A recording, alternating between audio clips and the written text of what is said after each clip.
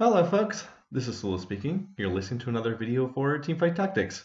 Well, it turned out that the staging screen went by incredibly quickly for this game, but I am playing a double-up game with JDP El Grillo.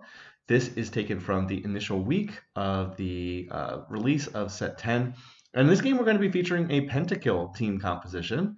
This is one I have not featured in any of the other videos I've done on Set 10 yet, but Pentakill is a fun trait. It's definitely more of a late game trait. Most of the champs in the Pentakill setup are late game units, but if you get the right pieces together, it can be a pretty powerful setup overall. But like I said, there's not a lot of early game units that make up Pentakill. And in fact, most of the early game units are not especially great. It really takes off when you get to its 3, 4, and 5 cost units. It's also notable because Pentakill is a makeable emblem here in this set. The recipe, I believe, is spatula plus vest. So if you would happen to get some spatulas, and they are very difficult to get here in set 10, they're much more common in the double up mode, which is what we're playing here, than they are in the normal mode because there's just not a lot of spatulas, not a lot of Toma traits. You get the idea. But if you can start making them, then this ends up being pretty powerful. Okay. So as far as the initial portal, I should mention that we had the portal that means that headliners get both of their traits. I can't remember specifically what the name of that is. I'm sure it was on the screen earlier, and I just didn't catch it. But there is one of these that causes headliners to have 2 traits instead of just 1 doubled. And I immediately got an Olaf that was a headliner here. So Olaf's 2 traits are Bruiser plus Pentakill. So that means that Olaf's going to have double the Bruiser trait and double the Pentakill trait. And in fact, there is a Kale in my store. So immediately I have 3 Pentakill, 2 Bruiser in effect. By the way, you get a neat little graphic when you put a Pentakill trait in play. That's kind of nice.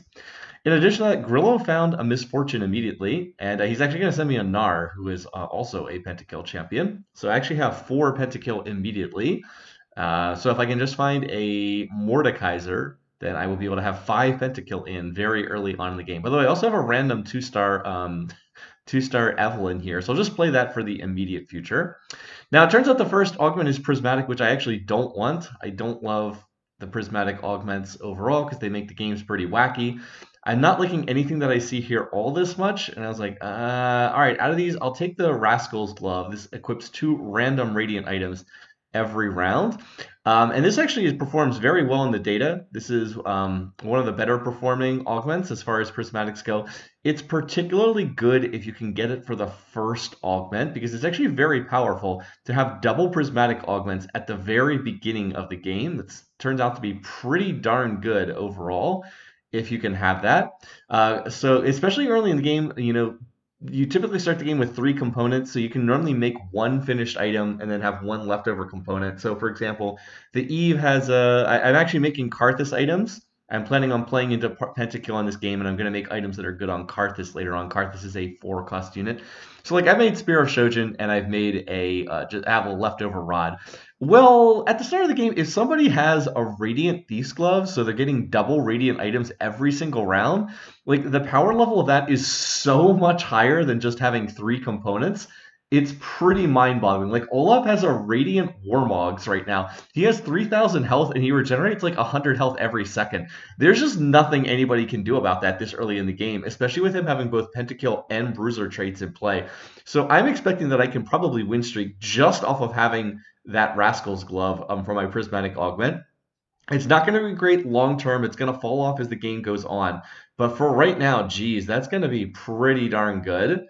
All right, anyway, and here I decide, I have this 2-star Eve, but Eve is not really that great of a unit. I guess if you're playing Vertical Crowd Diver, I am just going to go ahead and grab these double Urgots here. That's going to put Mosher trait in play for Gnar, and I'll just move these items over to Kale. Now, Kale, her itemization is basically magic damage plus attack speed is typically the way she works. She is not seen as being a particularly strong unit in this build of the game. But she can kind of hold Karthus items. I mean, they're not amazing on her. She can kind of hold them. So I'll have her hold AP items.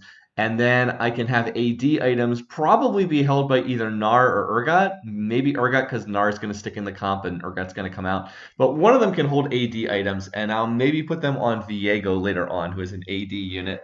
that plays into Pentakill. It's actually a fairly complete team trait in terms of building your team. You can put AP items on Karthus, AD items on Viego, tank items on Mordekaiser, and if you can hit him, Yorick. But Yorick is a 5-cost legendary unit, so it's going to be a lot harder to hit. All right, so let's go ahead and cover what the Pentakill trait does. This is one of the more complicated traits in the set, and I actually had to go back and reread this before I did this video because I didn't have a great feel on it either. There's kind of two components to how this trait works overall. All right, so I'll read the trait description. Pentakill champions reduce incoming damage by 15% and deal bonus damage. So that's the flat amount. Reduce incoming damage by 15%, which is very nice. Damage reduction is always powerful in this game.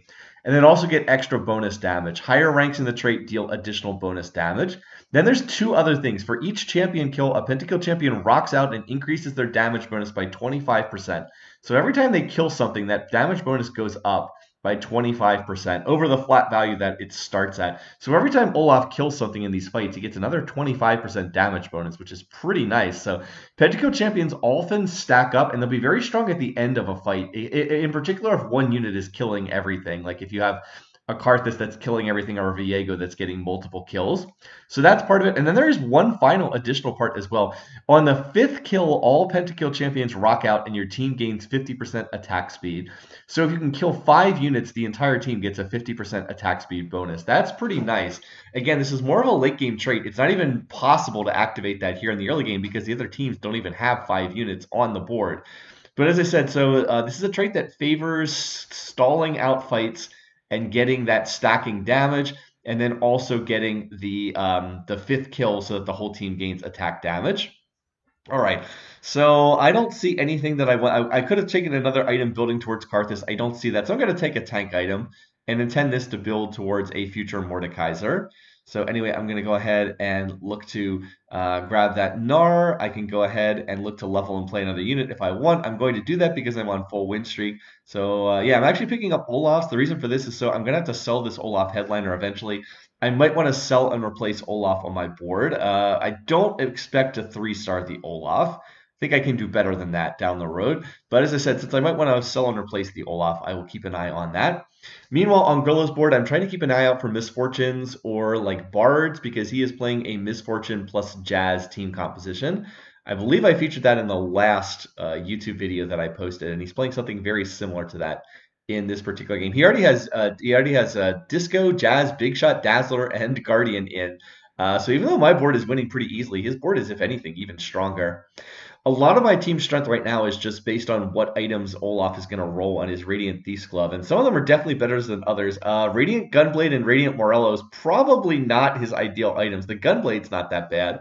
Radiant Morello's not amazing on a melee attacker, but it'll get the job done for right now.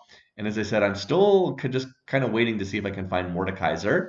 All right, this is a particularly bad set of items for Olaf. He has Radiant Blue Buff. He actually does not have Mana as a champion. I'll go ahead and read the description for Olaf. He's one of the only champions. He might be the only champion in this set that doesn't have Mana, although I'd have to double check on that. All right, his ability is called Berserker Rage. Passive, heal health on every attack. For every missing 1% health, gain attack speed. So he just gains health on his auto attacks, and then when he loses health, he attacks faster. Again, very similar to his passive from standard League of Legends. Now, the one thing he has that's really good here is he has the Radiant Hurricane. That's actually a very good item for a single target melee attacker like this Olaf. So he's actually dealing damage to more than one target. But you can see he does get Nami bubbled fairly early in the fight here. So Olaf's down. Can I continue winning this fight? It's worth a lot of money if I can. I want to extend that win streak due to the minion round. And it turns out I can, in fact, win that round anyway. Which is pretty nice because, as I said, Olaf did get taken out pretty early. I would prefer him just to have like lifesteal items plus tanky items. So like this, the Bloodthirster plus Radiant Redemption is pretty nice.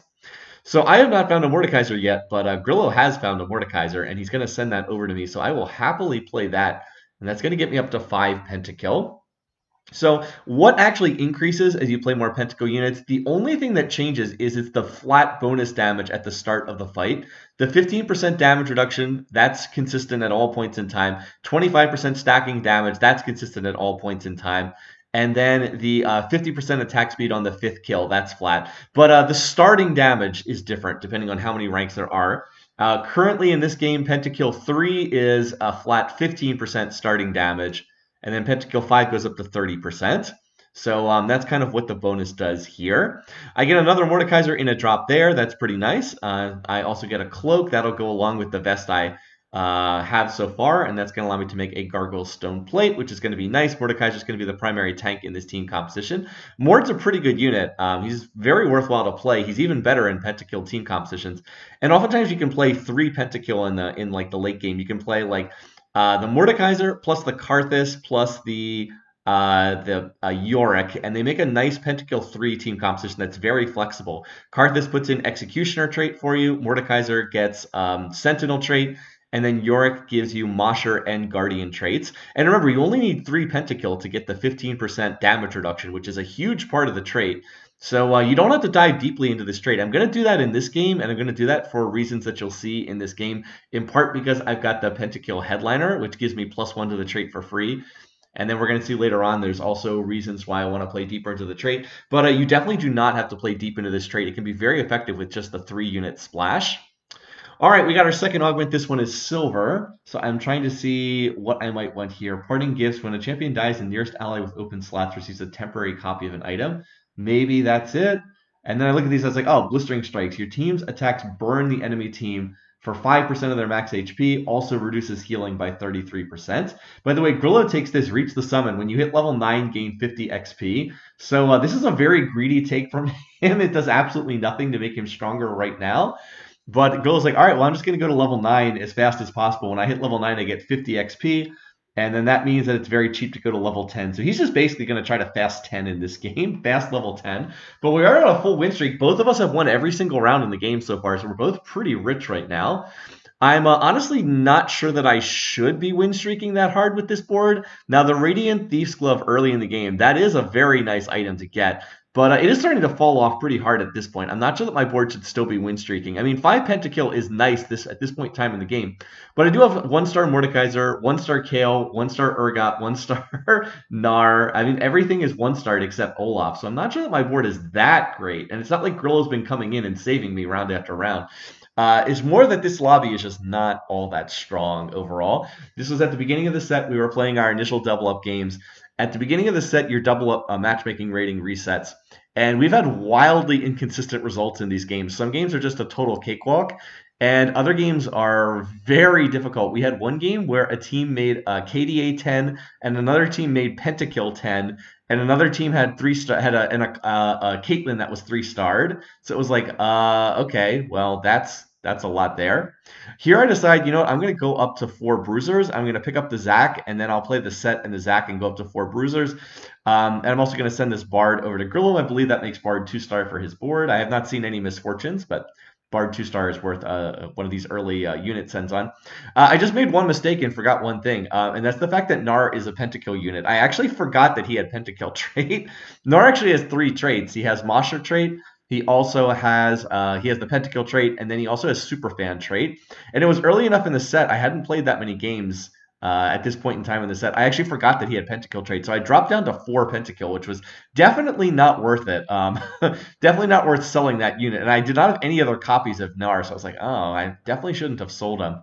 Then, by the way, this person I'm up against has a 3-star Cassante, but they have like no damage behind the 3-star Cassante at all. Like literally no damage behind that unit. So even though the Cassante is very tanky with 3-star and a Sunfire, I actually had great Olaf items that round. I had the Radiant Sunfire, which is one of the best Radiant items. And then I also had Radiant, Sterix, which is just a great item on Olaf anyway. So Grillo over there has 2-star Misfortune. And with his Jazz board, he's just really chilling right now. Just kind of tearing through these people. But I'm actually kind of tearing through them as well. Both of us are on full win streak, and we really have not had to reinforce each other's boards. We're just kind of independently winning every round on our own. There was a spatula on this board. I would have loved that spatula, but that's not an option. Also would have taken the rod. I would have used it to just make a death cap for a future Karthus. I've already got a Spear of Shojin, which is really crucial on Karthus to get him to cast more often. And then now I've got a tier, so I can build something. I can always build Archangel Staff with that, which is pretty good. Remember, Pentakill units like to stall out the fight, so things like Archangel Staff are pretty good. But then we have the gift round here. In double up mode, you always get the gift rounds here at the beginning on 3-5 and 3-6. So the gift round, I get the spatula option. And again, this is not something you would get in the single player mode, but the spatula is fantastic here because now I have the option to make a pentakill spatula. Now I just need to find a vest. So that's going to be top priority for me now, trying to find a vest, and then I'll be able to make a pentakill emblem with it and turn a unit that does not have pentakill trait into pentakill, which will be very, very nice indeed. I also went ahead and leveled to 7. Again, I'm on full win streak, and so even though it costs a little econ to do this, it's much more valuable to preserve that win streak. That gets 4 Bruiser in play. That's going to be very nice for Olaf because he's quite tanky. I've actually shifted Olaf into secondary position now because now that I have all these other Bruisers up on the front lines to tank, I actually don't want him taking the initial aggression. I prefer to have him not get that. He has pretty weird items this round. He has Radiant Guard Breaker and Radiant Crown Guard. I wouldn't say these are the items I would slam on Olaf, but he is regenerating health, so he seems like he's in pretty good shape. And with him having Bruiser 4, he's just going to have so much health, he's going to be hard for him to get killed in these fights. Kale's also kicking in a little damage. As I mentioned, Kale's items are not really that good, but it's still pretty much just the Olaf right now. I decided I'm going to wait. Oh, and here I have the chance to send items to Grillo. I'm just going to send him the spatula. He's playing a Misfortune board, so he definitely wants the emblem there to try to make Jazz spatula. And then ultimately I can make a nice move here. I can just drop the Urgot.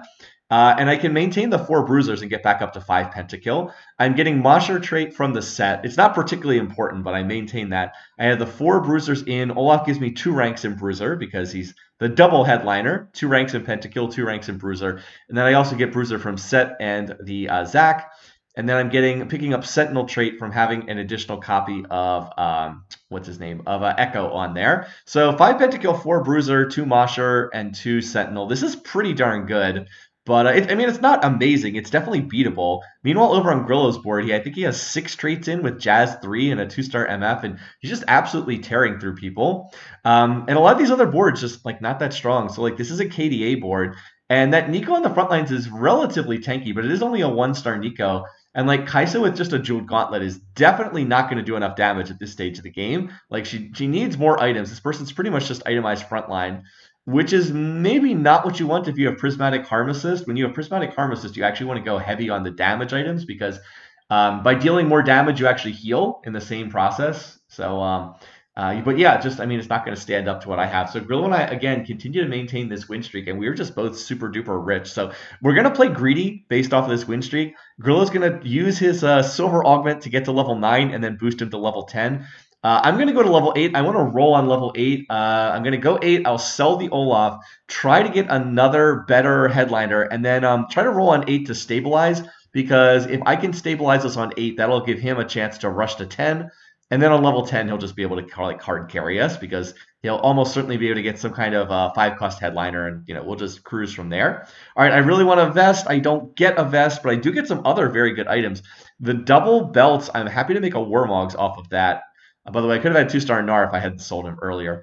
But Warmogs is going to be great on the Mordekaiser, and then I can make a Death Cap, which is going to be really good on Karthus.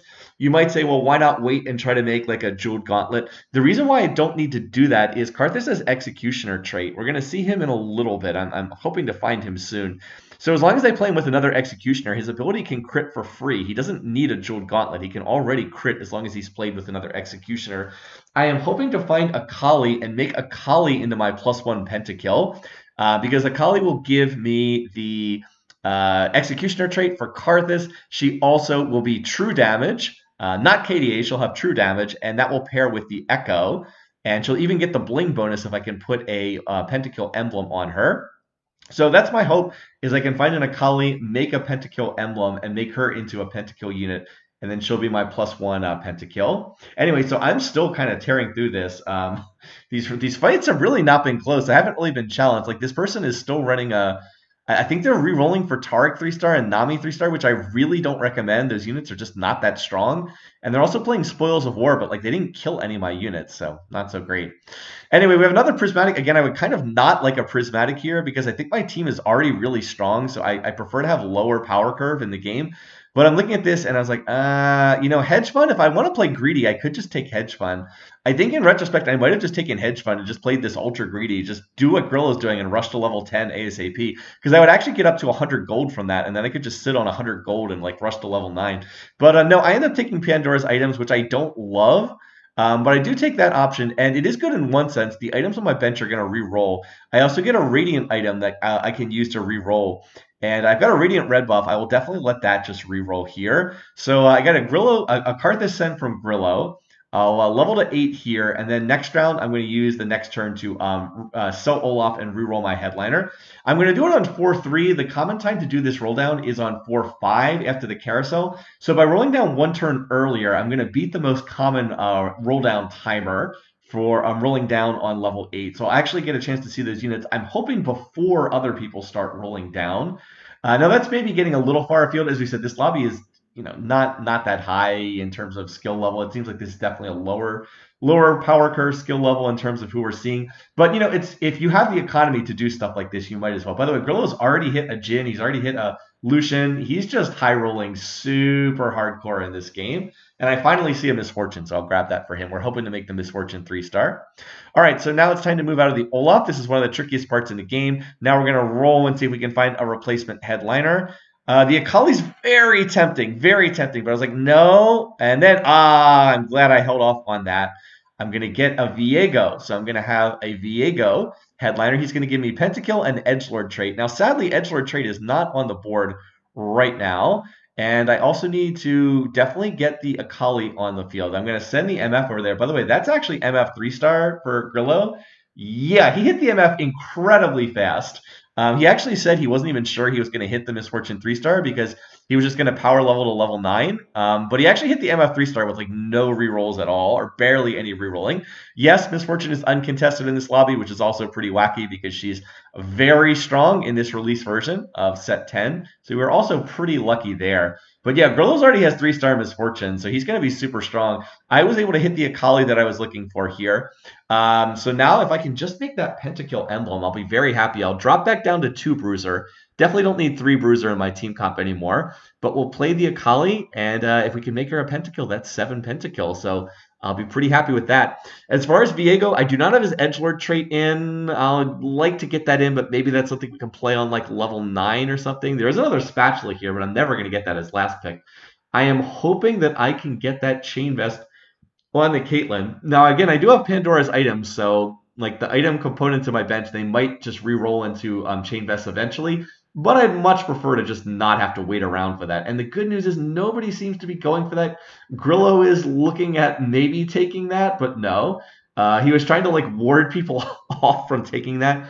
But in fact, I am going to get the vest, and so that's going to be Pentakill Emblem, and that is perfect. That is just what I'm looking for. There we go, and 2-star Mordekaiser. That is excellent as well. So we can move one of these units. We have an extra Bruiser, and the unit to take out is actually Zac if I want to maintain Masha trait. Now, I'm not sure that Masha is that important in this team comp, but we might as well keep it in play for Gnar. And so there we go. Now we're going to have Akali on board, and now the core of my team comp is complete here. 7 Pentakill, 2 Bruiser, 2 Executioner, 2 Masha, 2 Sentinel, 2 true damage. This is looking pretty good. We still have the 2-star Viego, and Viego does have that Radiant Thief's Glove now, so he's going to be rolling 2 Radiant items every single round.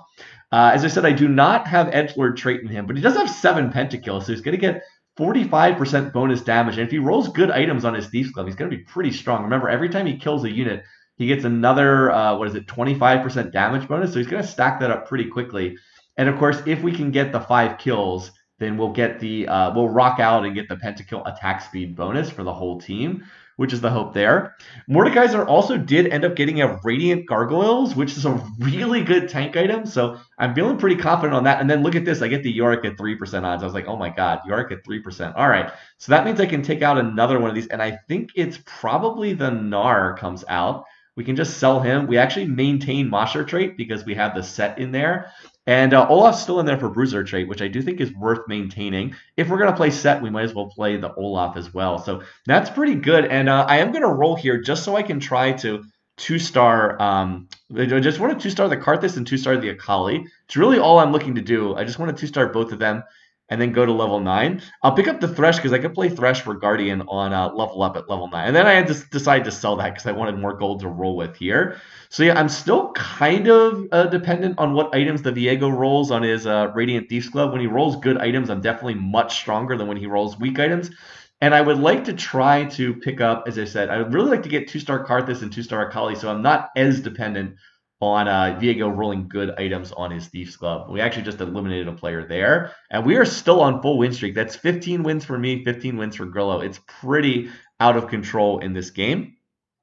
Let me go ahead and cover what Viego's ability does. He's really underplayed in the set at the moment. He's seen as being one of the weaker units. Right now, when people play Pentakill, they play through Karthus and the Mordekaiser for frontline, and then Yorick if you can hit it. People don't really play through Viego, but I think the Thief's Glove is a pretty good item to have on him. Anyway, his ability is called Rift of the Ruined King. Slam a nearby hex, deal physical damage to enemies within 2 hexes, mark them for a few seconds. Marked enemies take 10% increased damage from all sources. Viego's attacks on marked enemies deal empowered physical damage instead.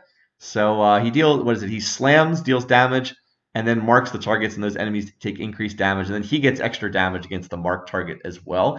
He just seems to be pretty inconsistent at the moment. By the way, there's a Jin, but I think Grillo already has Jin 2-star or close to it, something like that. By the way, I'm going to go ahead and make the Jeweled Gauntlet. Even though, yes, Karthus' Executioner trait, it's still the best I can do with those items. And then I'll put more tank traits on the Yorick over there. I also might as well hold extra, extra Mordekaisers just in case I can hit them. By the way, I am not seeing a lot of Karthuses or Akalis here. So I think I end up selling some of these units just to get more gold. As I said, I really just want to hit Akali 2-star, Karthus 2-star. Before looking to go to level 9. By the way, this player was able to get double spatula, so they have a Tactician's Crown. But yeah, anyway, Viego's ability is just pretty inconsistent. He tends right now to just kind of jump into the middle of the enemy team and then die, which is exactly what happened in that fight. So yeah, this fight's pretty close. I did have the Karthus die already. I think got taken out by this Nami. And this player definitely looks like the strongest one in the lobby, but Mordekaiser just has this fight already. Thankfully, Mordekaiser was on it. And yeah, his tankiness just allows me to win that fight. Rather, we're already down to just 2 teams in the lobby, which is pretty wild. And I'm picking up some 5 quests here to send to Grillo. I believe he had 1 Jin and he had 1 Lucian, and so he was trying to see what I could do in terms of making them for him. By the way, here I had the chance to get a Tome of Traits, and I pulled the Edgelord emblem. In retrospect, what I really should have done, I actually had Pentakill as an option there. So what I should have done is I should have held the Kale. I should have held a Kale and held a Gnar from the beginning of the game, because if I had Kale and I had the Gnar, I could have just gone to level 9 and put the Pentakill emblem on anyone, and that would have been Pentakill 10. I just didn't even see that move because it was so early in the set. But yeah, if you want to play Pentakill 10, you need double emblems plus a Pentakill headliner. But like I had the headliner, I had 1 emblem already. I actually could have gone to level 9 and played Pentakill 10 here. But again, I sold the Gnar, and I did not hold a replacement Kale. I did not hold a replacement Gnar. I did not hold a replacement Kale. Again, that's very rare to do. It's not like you're going to be able to hit Pentakill 10 very often. But I had the gold to get to level 9, and I had the conditions in place, so I definitely could have done that. And in double up mode, it's something you should be looking to do. If you get the first emblem for something like Pentakill or KDA, you have the option. It's like, all right, well, maybe you could, maybe you get another spatula, maybe you get another Tome of Traits. It's something you should be looking to do. So it's something I'm going to keep an eye out for right now in the future. Anyway, I'm high rolling pretty crazy in this game. Grillo's actually high rolling even to a higher degree than I am. His board is absolutely ridiculous. I believe that the footage I have shows his board a little bit later on. The other person who has 6 Disco, 5 Dazzler is also quite strong too. This is partly due to the fact that the headliners are getting doubled traits here. They're getting a double trait on 2 different things. By the way, the Mordekaiser with Pentakill Sentinel would be nice. I actually get close to 3-star Mordekaiser, but no, I can't move out of this. As I said, I'm actually having pretty bad luck at finding the Karthus. I've had to roll a tremendous amount of gold here to find Karthus and Akali. And there we go. I finally hit it there. So now I'm going to look to go to level 9. Again, I could have played greedier. I could have just looked to go to level 9, but I really did want to get 2-star Karthus and get the 2-star Akali on my board before that happened. Now, here's a sad thing. Karthus is on the wrong side of this fight, and he actually gets sniped by the Lux, and that's a big deal. I need Karthus's damage in this fight. I really should have scouted, and I'm actually going to end up losing a round here, which sucks because we were very close to getting an absolutely perfect game here. And this is entirely my fault. Karthus could have easily been placed on the right-hand side. Then he would not have enslaved my Lux. I could have just put a dummy unit in the corner so that Lux would have shot on the other target. And if Karthus stays alive, we win that fight. But he got sniped by Lux, and that was entirely preventable. So that's, as I said, pretty bad by me to let that happen. That's just me not watching the other teams. I was fiddling with my board, but there's really no excuse for that kind of thing. Anyway, and then joke's on me, there's a Karthus on this carousel anyway. I could have just taken Karthus off carousel, but oh well. Now, the only thing we have to do at this point is we have to make sure that this team does not hit a 3-star Twisted Fate, because they are trying to get Twisted Fates. I believe they have 6 of them on their bench right now. By the way, Grillo goes level 10. Look at his board. 4 Jazz, 4 Big Shot, 2 Hyper Pop, 2 EDM, 2 Dazzler, 2 Guardian. He has the 4 Jazz in. He's playing almost all the legendary units. He has Ziggs, Jin, Lucian, Sona, and he's just trying to 2-star them. Now that he's level 10, he's going to have outstanding odds to hit those units. So yeah, they have 6. They have 6 TFs or 5 TFs over there. Now, there are 10 of the 4-cost units in the pool, so they have 5 of the 10 TFs in there. But if I grab this TF, they're going to have to hit every other TF in the pool if they want to 3-star that TF. And they do have a Twisted Fate headliner, so they're not going to be able to like pull a headliner and get 3 TFs that way. So yeah, I end up grabbing this TF at the last second here. I drop over to Grillo's board. He doesn't really need my help, but I'm going to pop over here anyway, and we're going to win. By the way, the Disco player on their team is much stronger than the non-Disco player.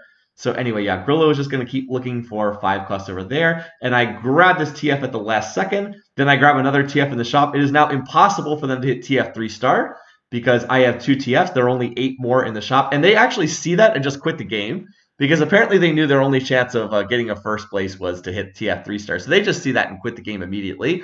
So again, scouting, important in double up. You want to deny people the ability to make those 3 stars. And if you can take 2 TFs out of the pool, there's only 8 left, and that's not enough to hit a 3-star. So it was completely impossible.